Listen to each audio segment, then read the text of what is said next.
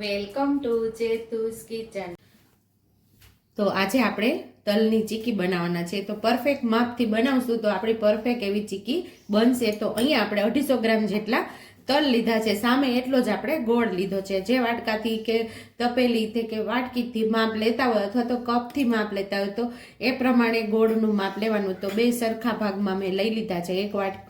એક વાટકો ભરીને તલ છે તો સામે એટલો જ ગોળ લીધેલો છે ને એકદમ ઝડપથી અને ટેસ્ટી એવી ચીકી ક્રિસ્પી બનશે આપણી। તો પહેલા આપણે તલને શેકી લેશું।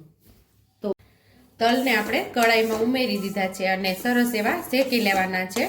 જ્યારે તલ સરસ ફૂટવા લાગે અને ફૂલી જાય ત્યાં સુધી આપણે તલને શેકવાના છે। તલ આપણા બળી ન જાય એનું આપણે ખાસ ધ્યાન રાખશું। તો તલ સરસ શેકાવા લાગ્યા છે અને ફૂટવાનો અવાજ પણ આવે છે। તો સાવ ધીમા ગેસ ઉપર આપણે તલને શેકવાના છે એટલે બળી ના જાય।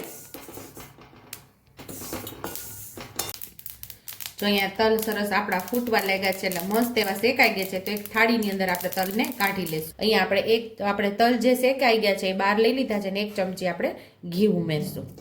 ઘી ઉમેરી એક ચમચી અને બધો ગોળ આપણે આની અંદર ઉમેરી અને પાઈ લઈ લેવાની છે મસ્ત એવી।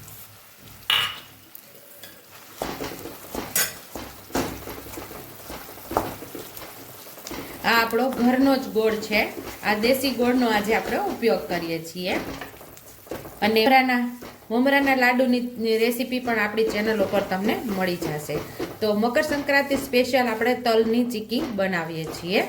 તો હમણાં મકર સંક્રાંતિ આવી જ રહી છે તો બાળકો માટે આપણે ખાવાની ખૂબ મજા આવે ચીકી બનાવીએ છીએ।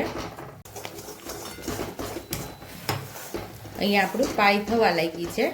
પછી આપણે 5 મિનિટ થઈ છે આપણે પાઈ લઈએ છીએ અને હજી 2-3 મિનિટ થશે પછી આપણે એક વાટકીની અંદર પાણી ઉમેરી અને જોઈ લઈશું કે આપણી પાઈ કેટલી તૈયાર થઈ છે।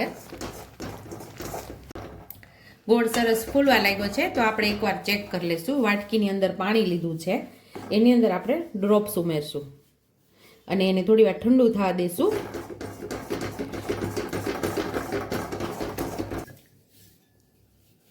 તો હજી આપણી આ પાઈ બરાબર થઈ નથી। જો આ ચીગમ જેવી થઈ છે।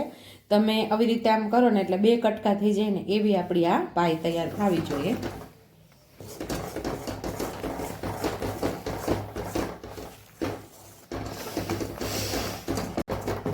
હજી એકવાર આપણે ડ્રોપ્સ ઉમેરીને જોઈ લેશું।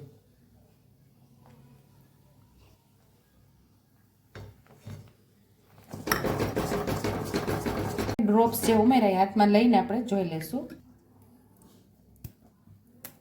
આવી રીતે કટ થાય એટલે સમજવાનું કે આપણી ચીકીને પાઈ બરાબર બની ગઈ છે।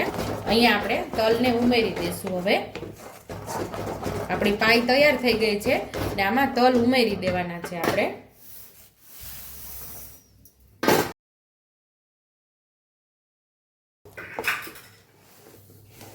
આપણે તલ જ્યારે ઉમેરતા હોય ત્યારે ગેસ ચાલુ રાખવાનો। બરાબર મિક્સ થવા લાગે એટલે આપણે ગેસ બંધ કરી દેવાનો છે। અત્યારે મેં ગેસ બંધ કરી દીધો છે અને સરસ વ્યવસ્થિત તલને આપણે પાઈ સાથે મિક્સ કરી લેવાનું છે અને સાઈડ ઉપર પ્લેટફોર્મ ઉપર આપણે તેલ લગાવીને જ રાખવાનું છે અને ચીકીને આપણે ત્યાં સરસ ફેલાવી દેવાની છે।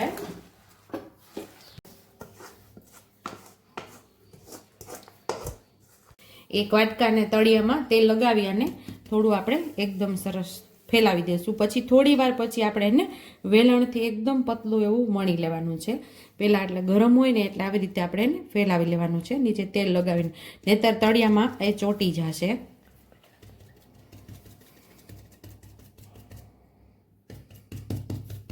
સરસ પોળું કર્યા પછી તેલવાળું વેલણ કરીને હળવા હાથે આપણે એને વણી લેવાનું છે આવી રીતે। જો ગોળ વ્યવસ્થિત આપણે ઉમેરેલો હોય ને એટલે ફેલાશે સરસ અને ઠરતા થોડી વાર લાગે એટલે વેલણથી આપણે જેટલી પાતળી કરવી હોય એ પ્રમાણે આપણે એને પતલી કરી શકીએ છીએ।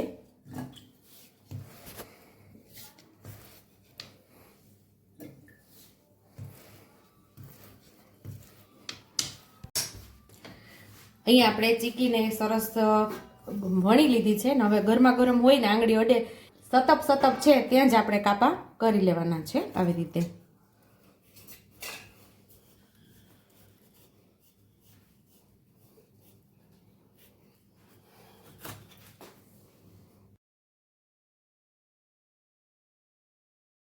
તો અહીંયા તૈયાર થઈ ગઈ છે આપણી ચીકી. કાપા પણ મસ્ત પાડી દીધા છે અને હવે ઠંડા થાય એટલે સરસ આ બધા ઉચકી જશે. તમે આમ કરશો એટલે એની જાતે જ બટકા થતા જશે, એટલે કે કટ થતું જશે. જો તો આપણી કેટલી મસ્ત એવી ક્રિસ્પી આપણી ચીકી થઈ છે. આમ કરશો એટલે તરત જ એ 2 ટુકડા થઈ જશે. તો મસ્ત એવી આપણી ક્રિસ્પી ચીકી તૈયાર છે. એકદમ બજાર જેવી ચીકી આપણી તૈયાર થઈ ગઈ છે. તો તૈયાર છે અહીંયા આપણી ટેસ્ટી એવી તલની ચીકી. જો તમને મારી રેસીપી પસંદ આવી હોય તો મારી રેસીપીને લાઈક કરજો, શેર કરજો, સબસ્ક્રાઈબ કરજો, બેલ આઇકોનને દબાવતા ભૂલતા નહીં અને કમેન્ટ બોક્સમાં કમેન્ટ કરજો કે મારી રેસીપી કેવી લાગી. તો આવજો.